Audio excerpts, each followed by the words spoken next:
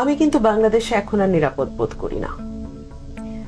আমি একদমই নিরাপদ বোধ করি না এই কারণেই যে বাংলাদেশের রাজনীতিটাকে এমন একটা জায়গায় সবাই মিলে আমরা সকলেই যার যার জায়গা থেকে নিয়ে গেছি যে কি কার কোন স্বার্থ হাসিলের জন্য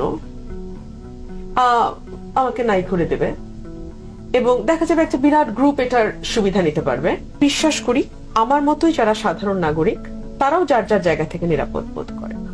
আপনি যদি ৫ তারিখে আমরা একটু পেছনের দিকে তাকাই, ৫ই অগস্ট শেখ হাসিনা যে মুহূর্তে পালিয়ে গেল তার পরপরই আমরা দেখলাম কারাগারগুলোর ফটক অটোমেটিক্যালি খুলে গেল। রাজবন্দী, পলিটিক্যাল প্রিজনার থেকে শুরু করে জঙ্গি, সন্ত্রাসী, শীর্ষ সন্ত্রাসী, অমুক নাম তমুক নাম, আমরা মোটামুটি সবাই জানি, নামগুলো আর নাই বলি, সবাই বের হয়ে গেল।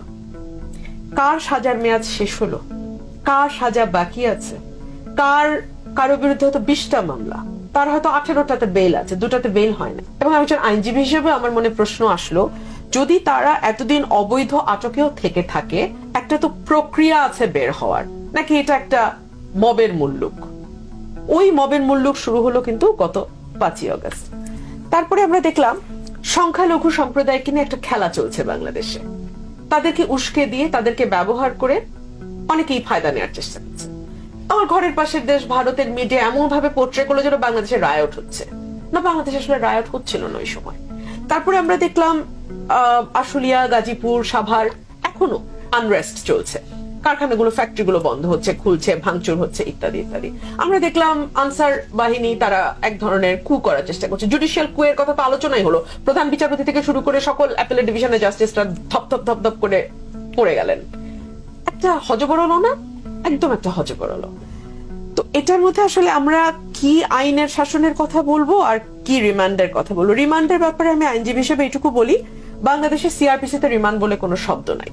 অধিকতর তদন্ত বা ফার্দার ইনভেস্টিগেশনের ব্যাপার আছে। স্যার, আরো 2জন স্যার আছেন, আমার 3জন স্যার, ওনারা আমার চেয়ে অনেক ভালো জানেন, কারণ তারা ব্যুরোক্রেসির সাথে ওতপ্রোতভাবে জড়িত ছিলেন। সো রিমান্ড বলে কিছু না, অধিকতর তদন্ত বা ফার্দার ইনভেস্টিগেশন। সেই ফার্দার ইনভেস্টিগেশনকে আমরা ফার্দার টর্চার বানায় ফেললাম। এটা কোনো একক দলের বা একক সরকারের ব্যাপার না, সকলে মিলে আমরা একটা অদ্ভুত রিমান্ড নামক শব্দ নিয়ে আসলাম, এবং চোর থেকে শুরু করে পলিটিশিয়ান পর্যন্ত যেই ওটার মধ্যে দিয়ে গেল তাকে মারধরের শিকার, বিভৎস নির্যাতন। এবং এখন তো আদালতে আসলে আমি যতদিন প্র্যাকটিস করেছি আমি দেখেছি খোলামেলা আমরা বলতাম যে মাইলর্ড স্বীকারোক্তি নিয়েছে রিমান্ডে, মানে বোঝাই যায় যে ওই স্বীকারোক্তির আসলে কোনো মূল্য নাই। জজ সাহেবও জানে ওই স্বীকারোক্তির কোনো মূল্য নাই। তাহলে স্বীকারোক্তিটা নেওয়া হয় কেন রিমান্ডে নিয়ে? রিমান্ডে টর্চারটা হয় কি করে, যেটা আইনে নাই, যেটা কানুনে নাই, যেটা কোনো বিধিতে নাই? আর আইন বলে যে 100 জন অপরাধী ছাড়া পেয়ে যাক, একজন নিরপরাধ যেন সাজা না পায়।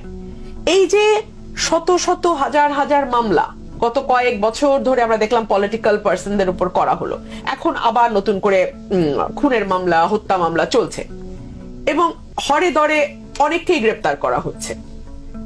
এই গ্রেপ্তার আসলে আমি জানি না কতটুকু আইন মেনে, আইন অনুযায়ী করা হচ্ছে, কারণ অনেককে আমরা দেখতে পাচ্ছি বর্ডার ক্রস করার সময় ধরে নিয়ে আসা হচ্ছে। আদালতে তাদেরকে প্রেরণের সময় আইনজীবীরাও তাদের গায়ে ঢিল মারছেন, ডিম ছুটছেন। এগুলো তো আসলে কোনোটাই আমাদের আইন বা কানুন বা কোনো কিছুর মধ্যেই তো এগুলো পড়ে না। মোটামুটি আমি দেখলাম 5 তারিখের পর থেকে বাংলাদেশে যার যেমন খুশি, উনিও নিজেকে সমন্বয়ক দাবি করেন, আমিও নিজেকে সমন্বয়ক দাবি করি, আপনিও নিজেকে সমন্বয়ক দাবি করেন।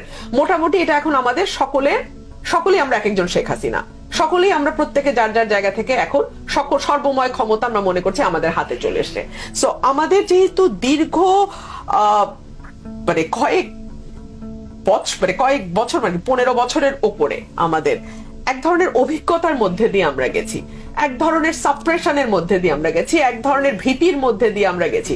সুতরাং আমাদের নানান রকম অবদমিত রাগ, ক্ষোভ, যন্ত্রণা আছে, সেগুলোর বহিঃপ্রকাশ আসলে আমরা নানান রকম ভাবে করতে দেখছি। এবং একই সাথে আমরা এটাও লক্ষ্য করছি যে সরকার আসলে সামাল দিতে পারছে না। আজকে বিএনপির মহাসচিব একটা কথা বলেছেন যে ম্যাজিস্ট্রেসি পাওয়ার দেয়া মানে হচ্ছে পুলিশ প্রশাসন তারা ফেল করেছে। অ্যাবসলিউটলি তাই। আপনি দেখেন রাস্তায় বহুদিন ধরে পুলিশ দেখিই নাই, গত কয়েকদিন ধরে পুলিশ দেখছি আমরা ট্রাফিক, কিন্তু তাদের ট্রাফিক কন্ট্রোলের ব্যাপারে খুব বেশি কি উৎসাহী মনে হচ্ছে? তারা বরং নিরাপদে দাঁড়িয়ে আলাপ করছেন, গল্প করছেন। ইভেন কিছুদিন আগে আমি গত সপ্তাহে গাড়ির কাজ নামিয়ে একজনকে বলতে বাধ্য ছিলাম যে ভাই গল্পটা একটু পরে করেন, আগে এখানে দেখেন কি অবস্থা, আমরা কয়েক ঘন্টা যাবত একই জায়গায় আটকে আছি। আর পুলিশ ভাইরাও বা কি করবে, কারণ কিছু দূর গেলেই দেখি একদল ছাত্র বা একদল যুবক বা একদল তরুণ তারা রাস্তা অবরোধ করে তাদের দাবিনামা পেশ করছে, তাদের কথা বলছে। তো এইরকম একটা অবস্থায় সত্যি তো আইন শৃঙ্খলা পরিস্থিতি রক্ষা করা সরকারের জন্য সত্যি কঠিন হয়ে যাচ্ছে। সুতরাং বাধ্য হয়েই, এটা সিআরপিসির বাইরে নয়, সিআরপিসিতে বলাই আছে সেনা বাহিনীকে এই পাওয়ার দেয়া যেতে পারে। তবে অফকোর্স এই ডিবেটও আসতে পারে যে আমাদের সংবিধান যেটা বলে যে সেপারেশন অফ পাওয়ার, আর্টিকেল 22 এর যে কনসেপ্ট, যে নির্বাহীকে আপনি কখনোই বিচারিক দায়িত্ব দিতে পারবেন না। আপনি যখন এক্সিকিউটিভ ম্যাজিস্ট্রেটকে জুডিশিয়ারির এই ক্ষমতা দেন, বিচারের ক্ষমতা, কিংবা আপনি যখন সেনাবাহিনীর হাতে ম্যাজিস্ট্রেসি পাওয়ারটা দেন, তখন অটোমেটিক্যালি বিচার বিভাগের ওই ক্ষমতা শেয়ার্ড হয়ে যায় নির্বাহীর সঙ্গে। সেই ডিবেট চলতে পারে, কিন্তু সেই তাত্ত্বিক অবস্থানে আসলে আমাদের দেশ আছে কিনা সেটাও এখন একটা আলোচনার বিষয়। সুতরাং আমি মনে করি ভাই আমাদের নিরাপত্তা সবচেয়ে বেশি প্রয়োজন এই মুহূর্তে। আমাদের নানান রকম ভেস্টেড কোয়ার্টার নানান জায়গায় নানান রকম কিছু করার চেষ্টা করছে, সেই জায়গা থেকে উত্তরণের জন্য 60 দিনের একটা পাওয়ার দেয়া হয়েছে সেনাবাহিনীকে। সেনাবাহিনী যদি সঠিকভাবে এই পাওয়ার এক্সারসাইজ করে, আমি এখানে কোনো I don't see anything wrong with that. ধন্যবাদ। পদে যাওয়ার পর উনি একটা কমেন্ট করেছিলেন, আপনারা নিশ্চয়ই লক্ষ্য করেছেন, সংবিধানের ভেতরেই সমাধান আছে।